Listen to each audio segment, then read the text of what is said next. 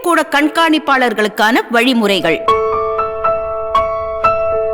இந்த டிஎன்பிஎஸ்சி தேர்வுகள் முறையா அமைதியா நல்ல முறையில நடக்க நீங்க என்னென்ன செய்யணுங்கிறத நான் இப்ப சொல்ல போறேன். கவனமா கேட்டுக்குங்க. தேர்வு தொடங்கும் முன் 1:30 முன்னதாக நீங்க தேர்வு மையத்திற்கு வந்து அங்க இருக்கிற தலைமை தேர்வு கண்காணிப்பாளரோட அறைக்கு முதல்ல வந்துடணும். தேர்வு நடைபெறும் நாளன்று அளிக்கப்படும் அறிவுரைகள், கடைபிடிக்க வேண்டிய வழிமுறைகளை நான் இப்போ விளக்கமா சொல்ல போறேன். உங்க மொபைல் போன்களை ஸ்டாஃப் ரூம்லயே வச்சிடுங்க.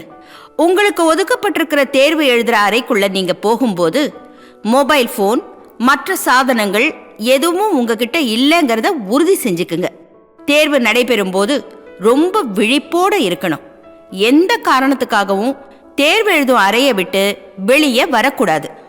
OMR விடைத்தாள்கள், attendance sheets, hall sketch, black and red ball point pen, stamp pad, wiping cloth, scissor, நூல், ஸ்கேல், கத்தி, இது எல்லாவற்றையும் எடுத்துக்கிட்டு தேர்வு ஆரம்பிப்பதற்கு 1 மணி நேரத்திற்கு முன்னால உங்களுக்கு ஒதுக்கப்பட்ட தேர்வு நடைபெறும் அறைக்கு நீங்க போயிடணும். அடுத்தது சார், கேளுங்க. அப்ப கேள்வித்தாள்கள் சொல்றேன். முதல்ல என்னென்ன செய்யணுங்கிறத சொல்லிட்டு அதுக்கப்புறம் நான் இதுக்கு வரேன். தேர்வு எழுதுறவங்க மொபைல் போன், எலக்ட்ரானிக் கைகடிகாரம், கால்குலேட்டர் உட்பட எந்த எலக்ட்ரானிக் பொருட்களையும் எடுத்துக்கிட்டு வரத்துக்கு அனுமதிக்க கூடாது. சார், நான் ஆளுக்கு வந்துட்டேன். எக்ஸாம் எழுதிட்டு கூப்பிட்றேன். வை. Good morning sir. ஏன் சார், பேகு செல்போன்லாம் எடுத்துட்டு வரக்கூடாதுன்னு இன்ஸ்ட்ரக்ஷன்ஸ் கொடுத்துருக்கோம்ல, திரும்பவும் எடுத்துட்டு வந்தா எப்படி சார்? வெளியே போய் வச்சுட்டு வாங்க சார். போங்க. Sorry sir. தேர்வு எழுதுறவங்கள அறைக்குள்ள அனுமதிக்கிறதுக்கு முன்னாடி அவங்க ஹால் டிக்கெட்டை சரி பாருங்க.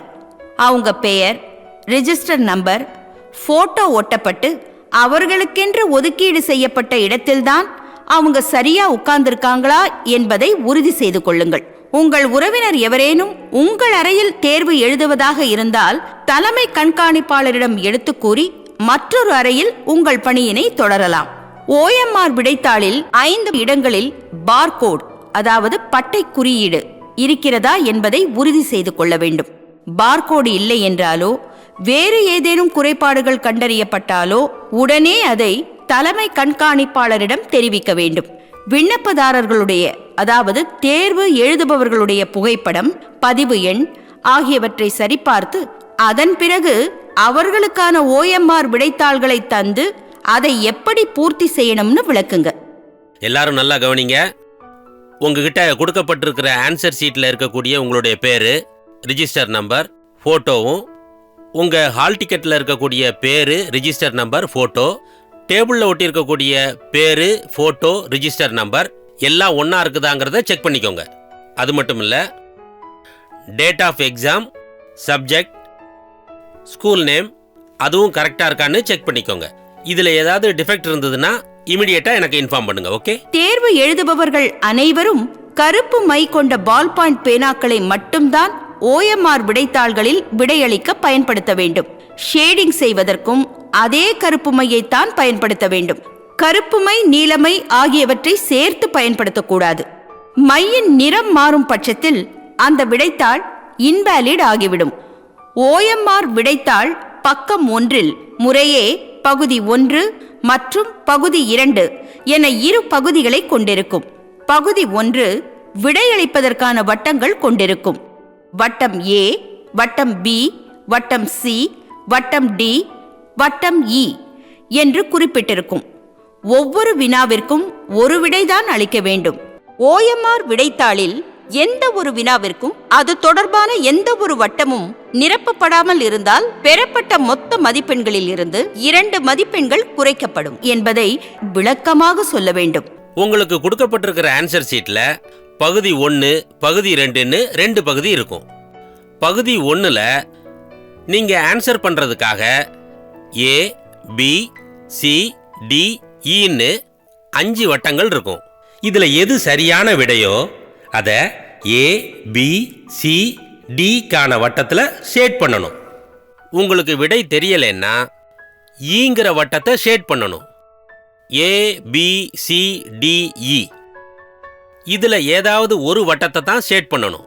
ஷேடே பண்ணாம விட்டுட்டாலோ 2 மார்க்கை உங்களுக்கு கழிச்சிருவாங்க. அடுத்தது சார். சொல்லுங்க. ஆன்சர் ஷீட்ல பென்சில் யூஸ் பண்ணலாமா? கூடாது. தேர்வு எழுதுறவங்க பென்சில், இங்கு பேனா, நீல நிற பால் பாயிண்ட் பேனா இது எதையுமே பயன்படுத்த அனுமதிக்க கூடாது. அவங்க கருப்பு நிற பால் பாயிண்ட் பேனாவை மட்டும்தான் பயன்படுத்தணும். தேர்வு தொடங்குவதற்கு 15 நிமிடங்களுக்கு முன் வினாத்தாள் அடங்கிய பண்டல் கொடுப்பார்கள்.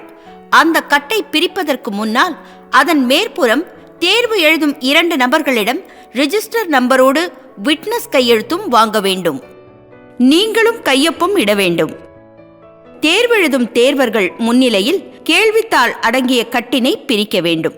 விநியோகிக்கப்படும் கேள்வித்தாளில் அச்சு, அதாவது பிரிண்ட், வரிசை எண், சீரியல் நம்பர், பக்க எண், பேஜ் நம்பர் எல்லாம் சரியாக இருக்கின்றதா என்பதனை உறுதி செய்யுமாறு தேர்வு எழுதுபவர்களிடம் அதனை அறிவுறுத்த வேண்டும். எல்லாரும் நல்லா கேட்டுக்கோங்க.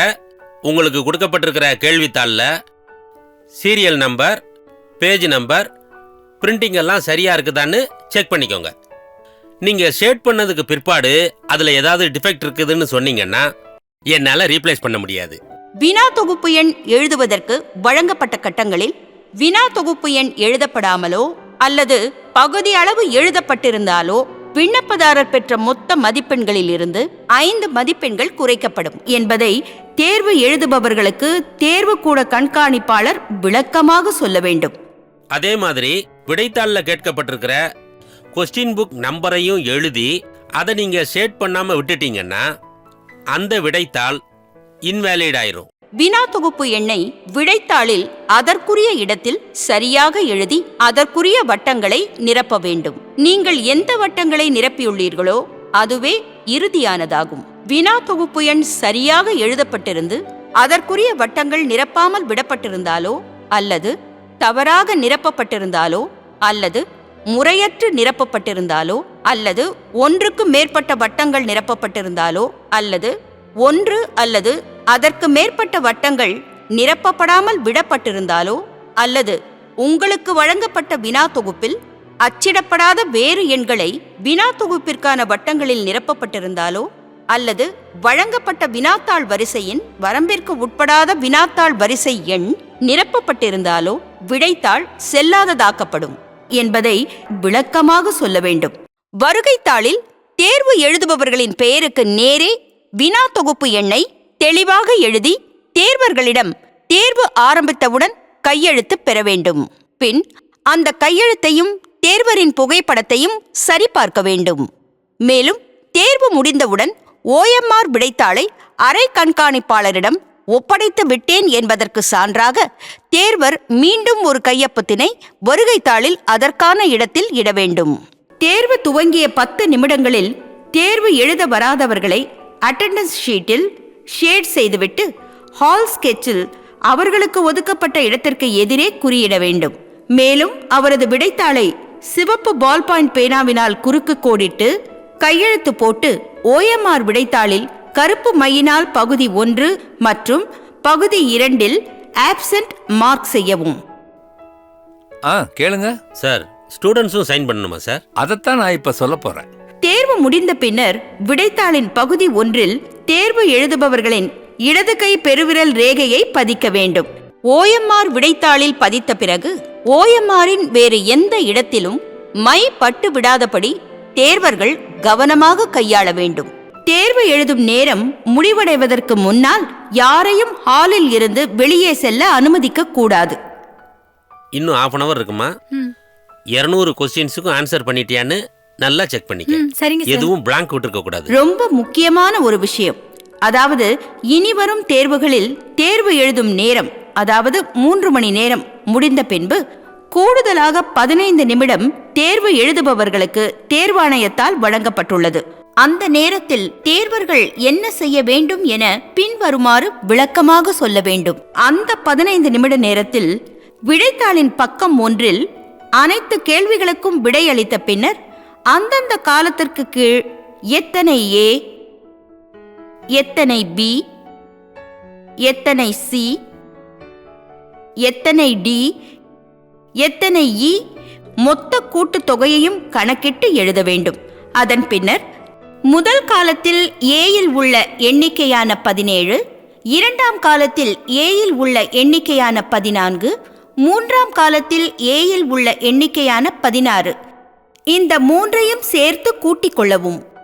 17 + 14 31 + 16 47. இந்த கூட்டுத்தொகையான 47ஐ பிரிவு 3Aயில் உள்ள A கட்டத்தில் நிரப்ப வேண்டும். 047 என்று நிரப்ப வேண்டும். தேர்வு எழுதுபவர்களுக்கு தேர்வுக்கூட கண்காணிப்பாளர் விளக்கமாக சொல்ல வேண்டும். பின்னர் முதல் காலத்தில் Bயில் உள்ள எண்ணிக்கையான 19, இரண்டாம் காலத்தில் Bயில் உள்ள எண்ணிக்கையான 16, மூன்றாம் காலத்தில் Bயில் உள்ள எண்ணிக்கையான 16, இந்த மூன்றையும் சேர்த்து கூட்டிக் கொள்ளவும். 19 + 16 35 + 16 51. இந்த கூட்டுத்தொகையான 51ஐ பிரிவு 3Aயில் உள்ள B கட்டத்தில் நிரப்ப வேண்டும்.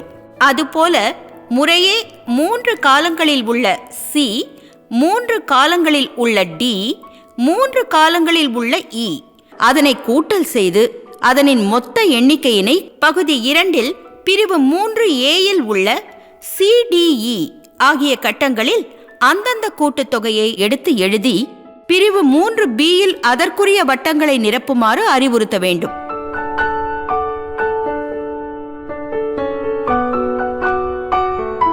இந்த A, B, C, D, E இவைகளின் கூட்டுத்தொகை, அதாவது A 47, B 51, C 52, D 39, E 11 இவைகளின் கூட்டுத்தொகை 200 என்றால் வழங்கப்பட்டுள்ள வினாத்தாளில் உள்ள வினாக்களின் எண்ணிக்கையும் சமமாக, அதாவது 200ஆக இருக்க வேண்டும் என்பதை உறுதி செய்து கொள்ளுங்கள். தேர்வு முடிந்த பின்னர் OMR விடைத்தாள் பிரிவு 4இல் கையெழுத்து போட வேண்டும். கையொப்பம் இடாத பட்சத்தில் அவரது விடைத்தாள் செல்லாததாக்கப்படும். பின்பு தேர்வர்கள் எழுதிய விவரங்களை நீங்கள் சரிபார்த்து பிரிவு 4இல் A, B, C, D, E கட்டத்தில் தேர்வர்கள் எழுதிய கூட்டுத்தொகையை எடுத்து எழுத வேண்டும். மொத்த கூட்டுத்தொகையையும் கணக்கிட்டு எழுத வேண்டும். அதன் பின்னர் பக்கம் 1, பக்கம் 2 ஆகியவற்றில் தேர்வர்கள் கையெழுத்திட்டு இருக்கிறார்களா, கைரேகை பதிவு செய்து இருக்கிறார்களா என்பதை உறுதி செய்து பின்னர் நீங்கள் கையொப்பம் இட வேண்டும்.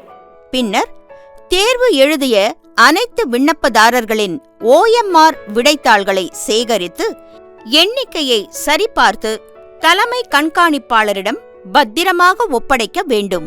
அறை கண்காணிப்பாளர் தனக்கு ஒதுக்கப்பட்ட அறை எண்ணில் உள்ள அனைத்து தேர்வர்களின் அடையாளத்தினை நுழைவுச் சீட்டு மற்றும் அவர்கள் கொண்டு வந்திருக்கும் ஏதாவது ஒரு அடையாள சான்றுடன் ஒப்பிட்டு சரிபார்த்தேன் என சான்றளிக்க வேண்டும்.